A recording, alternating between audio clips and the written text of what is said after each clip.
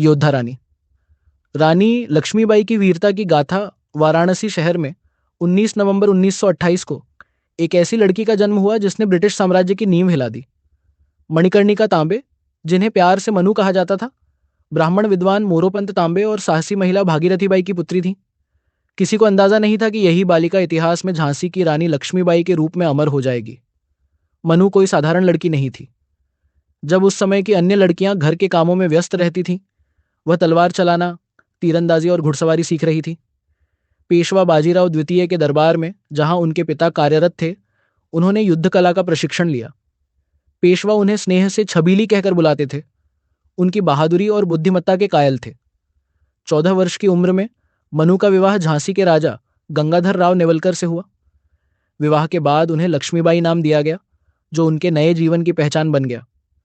रानी लक्ष्मीबाई ने शीघ्र ही खुद को एक कुशल प्रशासक और प्रजा की प्रिय रानी के रूप में स्थापित कर लिया, लेकिन सुख अधिक समय तक टिक नहीं पाया। उनके पुत्र दामोदर राव की शैशवावस्था में ही मृत्यु हो गई, जिससे राजा रानी का जीवन शोक में डूब गया।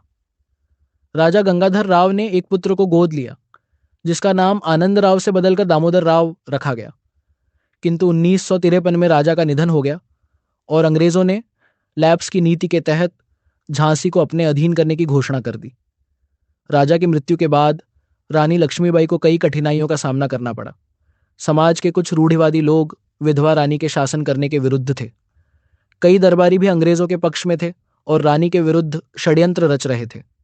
ब्रिटिश सरकार ने उनके राज्य को हड़पने के लिए उन पर मानसिक दबाव डाला और झांसी छोड़ने का आदेश दिया, लेकिन लक्ष्मीबाई ने दृढ़ता से उत्तर दिया, मैं अपनी झांसी नहीं दूंगी। उन्होंने ब्रिटिश सरकार से न्याय की मांग की, परंतु उनकी याचिका को अस्वीकार कर दिया गया। रानी लक्ष्मीबाई को आर्थिक कठिनाइयों का भी सामना करना पड़ा। झांसी पर ब्रिटिश कब्जे के बाद सरकारी खजाने पर रोक लगा दी गई थी।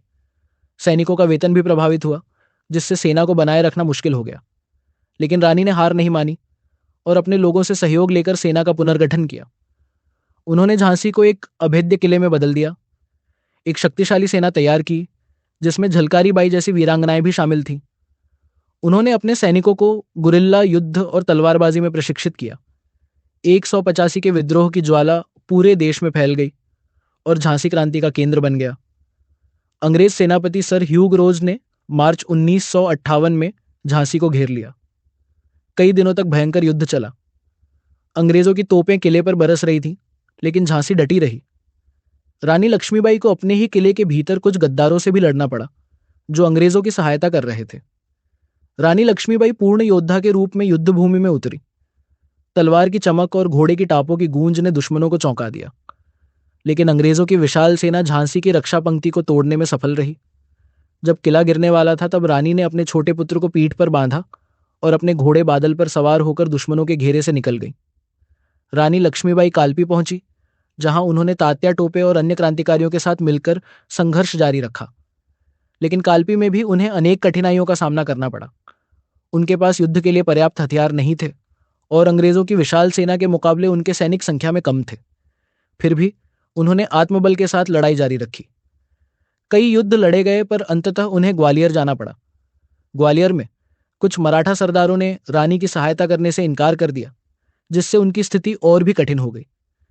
लेकिन रानी ने अपनी सेना संगठित की और आखिरी सांस तक लड़ी। 18 जून 1958 को कोटा की सराय में रानी लक्ष्मीबाई ने अंतिम सांस तक अंग्रेजों से लोहा लिया। वह बुरी तरह घायल हो चुकी थी, लेकिन फिर भी लड़ती रही। उन्होंने अपने सैनिकों से कहा कि उनकी मृत्यु के बाद उनका शरीर जलाकर नष्ट कर दिया जाए, ताकि अंग्रेज उन्हें पकड़ ना सकें। आग की लपटों में वे समा गईं, लेकिन उनकी कहानी अमर हो गई। रानी लक्ष्मीबाई का बलिदान आने वाली पीढ़ियों के लिए प्रेरणा बना। उनका नाम साहस और संघर्ष का प्रतीक बन गया। भले ही वे युद्ध भूमि में शहीद हो गईं, लेकिन उनकी आत्मा ने स्वतंत्रता संग्राम को सदैव ऊर्जा दी। उनकी वीरता और निडरता ने भारत को 1947 में स्वतंत्रता दिलाने की नींव रखी। ये कहानी केवल युद्ध की नहीं, बल्कि एक स्त्री के अदम्य साहस, दृढ़ संकल्प और अन्याय के विरुद्ध अडिग खड़े रहने की है। झांसी की रानी लक्ष्मीबाई केवल इतिहास में ही नहीं, बल्कि हर भारतीय के हृदय में गर्व और श्रद्धा के साथ जीवित है। खूब लड़ी मर्दानी। वह तो झांसी वाली रानी थी,